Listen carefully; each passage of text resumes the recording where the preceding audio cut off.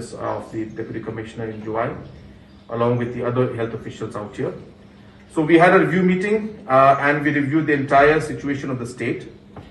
We strongly felt that though the numbers are plateauing and though the numbers are coming down in certain districts, we still cannot let our guards down because we still have not crossed or come down below our danger level.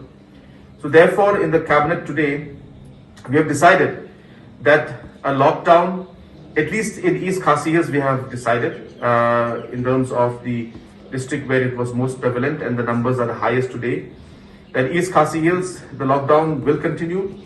The districts in the other states, or other districts in the state also, the deputy commissioners will be given the power to decide on the lockdown. Most districts will continue with the lockdown, but the deputy commissioners will decide.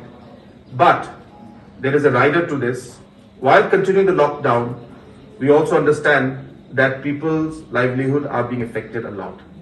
Therefore, the cabinet has decided today that we will allow up to 20%.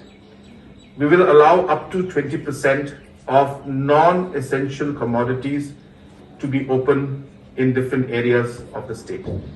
But that will be decided by the deputy commissioners.